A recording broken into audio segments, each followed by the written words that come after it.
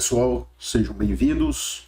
Nesse vídeo eu vou apresentar algumas informações importantes sobre os dispositivos ARM.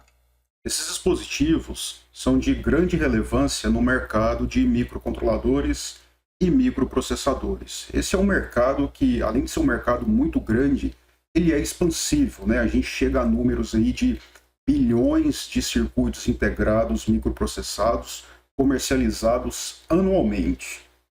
E além disso, o mercado hoje exige que esses dispositivos tenham cada vez maior desempenho.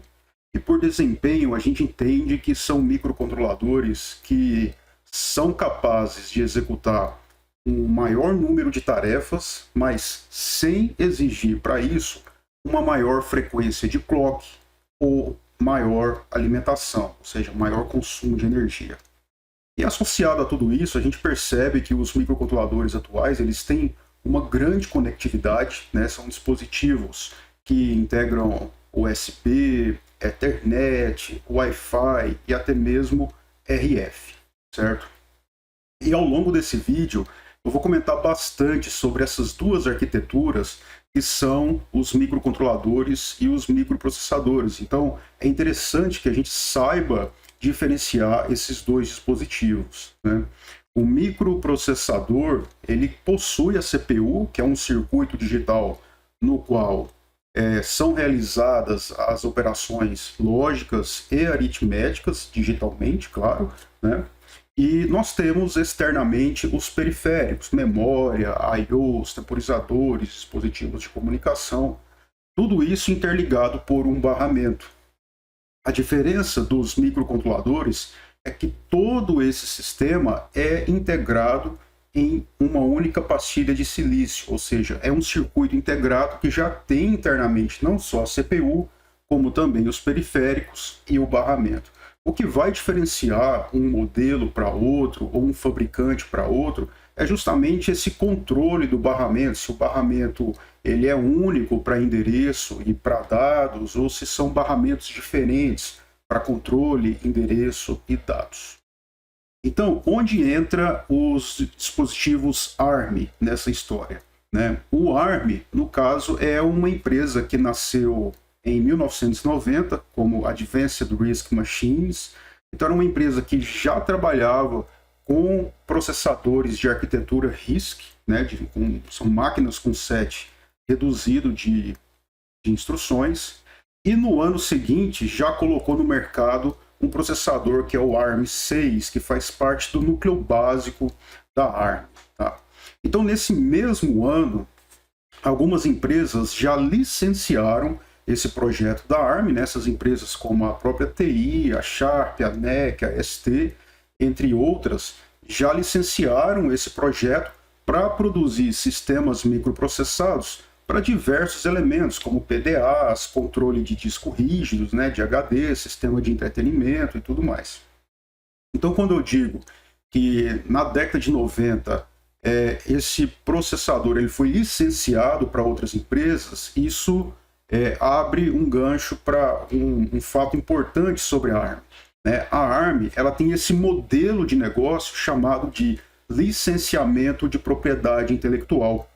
Isso quer dizer que a ARM ela não produz semicondutores, ela é uma empresa responsável apenas pelo projeto dos processadores, dos barramentos, do sistema de depuração, e as empresas que, essas sim, são fabricantes de materiais semicondutores, né, como essas empresas, a Microchip, a Cypress, a ST, a NVIDIA, elas são empresas que adquirem esse licenciamento dos projetos elaborados pela ARM para poderem produzir os seus circuitos microprocessados e poder integrar sistemas de diversas naturezas e também vender esses produtos no mercado.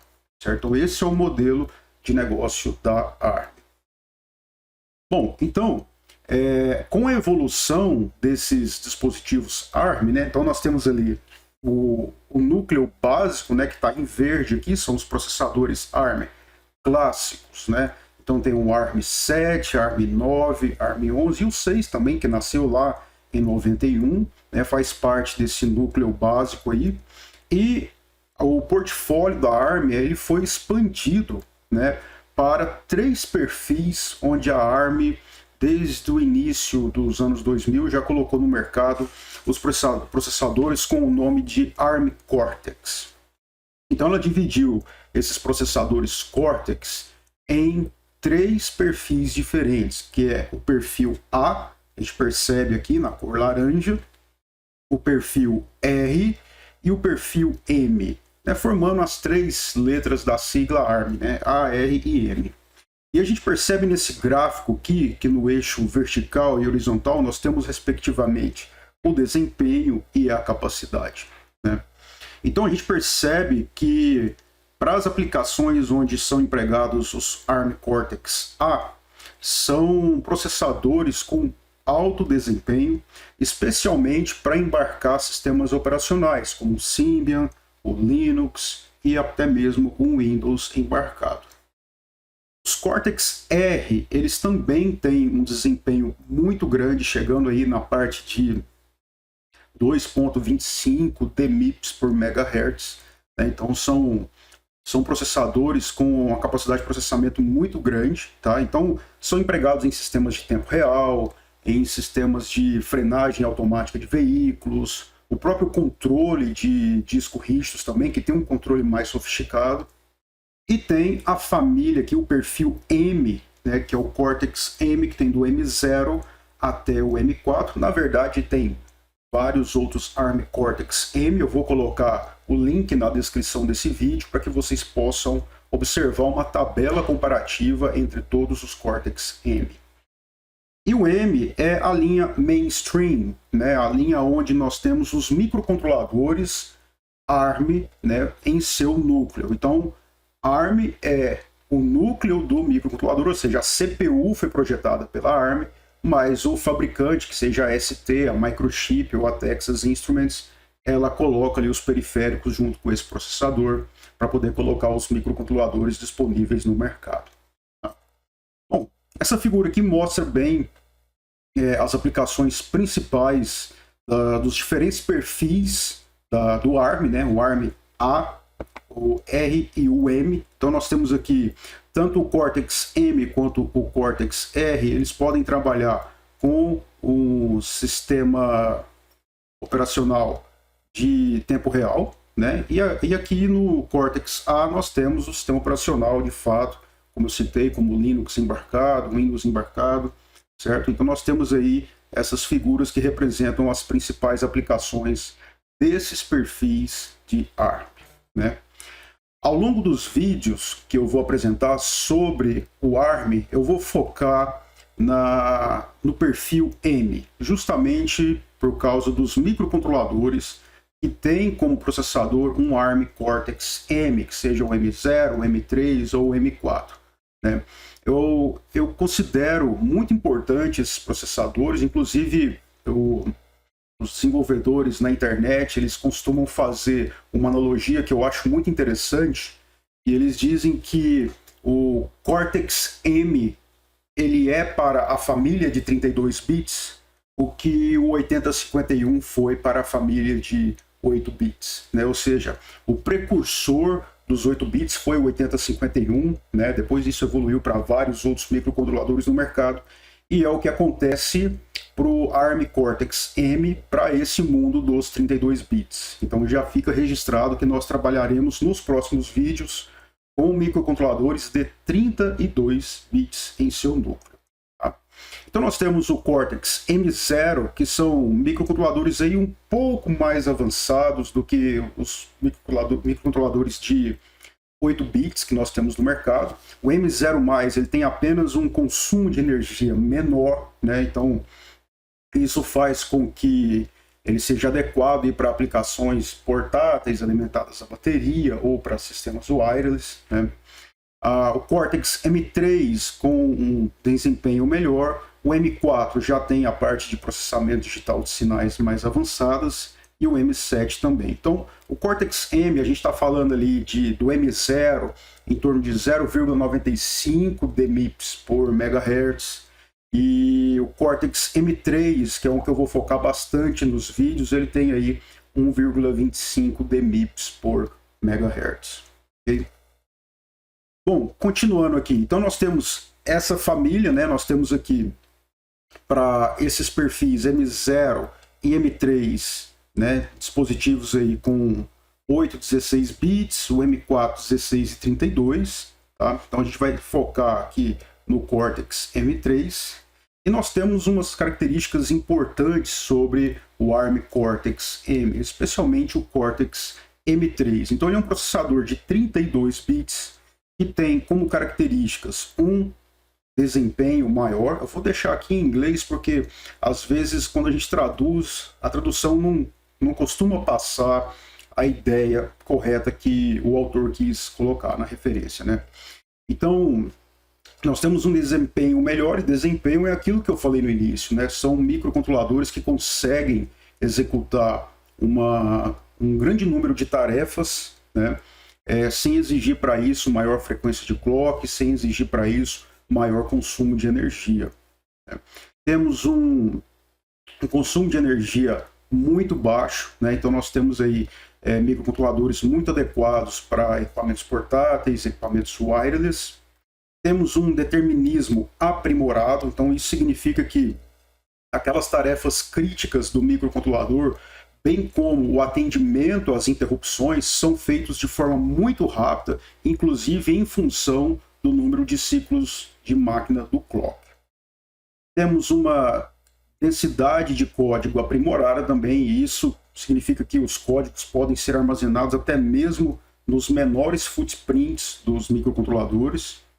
Temos uma facilidade de uso, essa facilidade de uso é justamente para poder tornar mais simples a migração dos usuários de sistemas de 8 ou 16 bits para esse mundo dos 32 bits do ARM Cortex M3. Podemos desenvolver soluções de baixo custo, né, porque pela primeira vez nós conseguimos agora ter um processador de 32 bits a custos inferiores a $1. Né? Então já fica equiparável com os sistemas de 8 e 16 bits. Tá?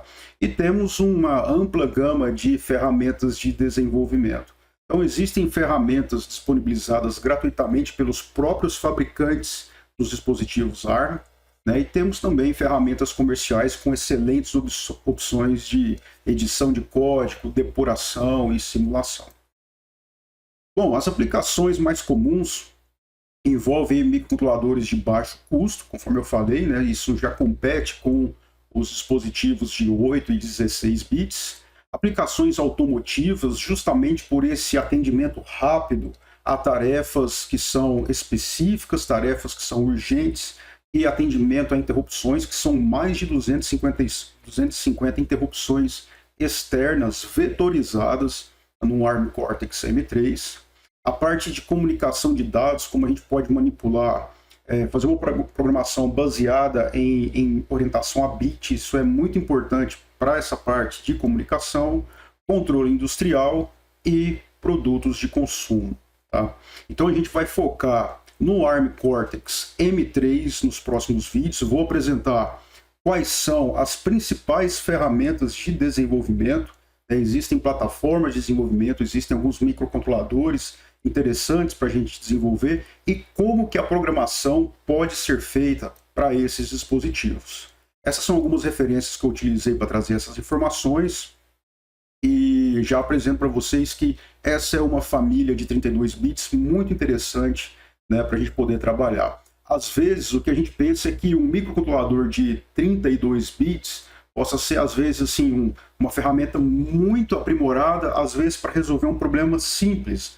Mas a gente pode utilizar essa ferramenta da mesma forma justamente pelo baixo custo do microcontrolador, conforme eu apresentei anteriormente, e também com as ferramentas de desenvolvimento que já estão disponíveis comercialmente, né? Então, conforme eu vou apresentar em vídeos posteriores, um ARM Cortex-M de 32 bits pode ser programado até mesmo pela plataforma Arduino, né? Mas existem outras formas de programação, como um próprio sistema operacional para ele, uma programação utilizando algumas bibliotecas que ele já tem para fazer alguma abstração de hardware, ou até mesmo uma programação bare metal, que é uma programação que eu acho mais interessante e é a que eu vou tratar nos próximos vídeos. Obrigado aí pela visualização e até o próximo vídeo.